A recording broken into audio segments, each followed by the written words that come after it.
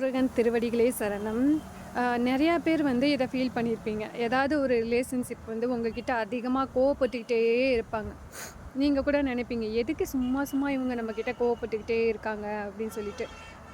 அவங்க வந்து நம்மக்கிட்ட வந்து ஏதாவது குத்தம் கண்டுபிடிச்சி நம்மளை வந்து குறை சொல்லி நம்மளை மட்டன் தட்டிக்கிட்டே இருக்காங்க அப்படின்னு நீங்கள் நினைப்பீங்க. பட் உண்மையான ஒரு விஷயம் என்ன அப்படின்னா, அவங்க உள்ளுக்குள்ளே இருக்க காயத்தோட வெளிப்பாடு தான் அந்த கோபம், வெறுப்பு, அந்த இரிட்டேஷன் அதெல்லாமே வந்து அவங்க உள்ளுக்குள்ளே காயப்பட்டிருக்காங்க.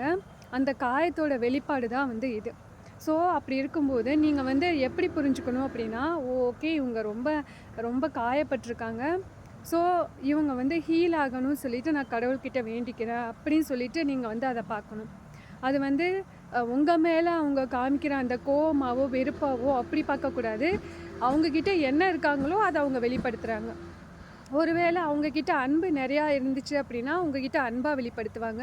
பட் அவங்கக்கிட்ட நிறைய வந்து உள்ள வந்து நிறைய அடி வாங்கியிருக்கனால அதை வந்து உங்ககிட்ட வெளிப்படுத்துகிறாங்க. உங்களையும் அவங்க இது பண்ணுறதுக்காக அந்த மாதிரி பண்ணலை. அவங்கக்கிட்ட இருக்கிறது எதுவோ அதோட வெளிப்பாடு தான் இது. குருவே சரணம்.